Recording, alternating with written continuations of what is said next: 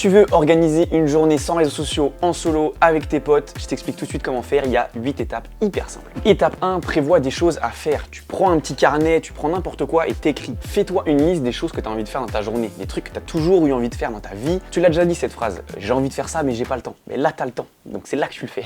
Étape 2, fixe-toi une date. La date, elle est très simple, c'est samedi prochain, samedi qui arrive, pas le choix, on y va, tu le fais. Note-le sur le calendrier de ton frigo, sur ton calendrier de téléphone, peu importe, mais tu le fais, tu prévois. Ces 2 étapes, il faut que tu les fasses, c'est hyper important. Ton cerveau, il a besoin de prévoir des choses pour éviter de procrastiner. Alors faire une liste et se fixer une date, hyper important. Étape 3, préviens du monde. Si tu fais ton no scroll day avec tes amis, organise-le avec eux. Mets au point les règles, fixe-le de rendez-vous, etc. Si tu le fais tout seul, parle-en à ta famille, parle-en à tes amis, le projet tu vas le rendre officiel en le disant aux autres et toi tu seras beaucoup plus motivé à le faire. Et en plus, ça se trouve, ils seront chauds à le faire avec toi. Étape 4, préviens-nous. Envoie-nous un petit DM, un petit mail et dis-nous ce que tu as prévu de faire, dis-nous que tu te lances sur No Scroll Day. Si tu as des questions aussi ou si tu as besoin de petits conseils, nous on a plein de petits tips et des choses comme ça que je te dis pas dans cette vidéo. Étape 5, ça y est, on est vendredi soir, la veille du No Scroll Day, c'est là le moment crucial. Éteins complètement ton téléphone ou alors si tu as vraiment besoin des SMS ou des appels, désinstalle tous les réseaux sociaux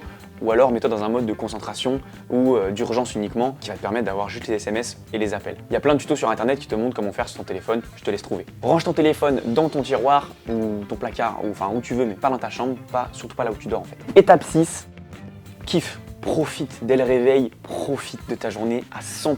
Si tu es avec tes potes, mettez-vous d'accord pour mettre tous vos téléphones dans une boîte, dans un sac, à un endroit safe et profitez à 100% de chaque moment que vous passez ensemble. C'est des moments uniques ça. Si tu es seul, garde pas ton téléphone sur toi, pose-le dans une autre pièce, dans un sac, dans un tiroir. Tu verras, c'est beaucoup plus simple de résister à la tentation quand ton téléphone il est pas dans ta poche. 7. Prends des photos. Si tu as un appareil photo, au top, bravo, nickel. Si tu n'en as pas, No Scroll Day officiel t'offre la possibilité de prendre ton téléphone pour 3 minutes et de faire quelques petites photos, quelques vidéos.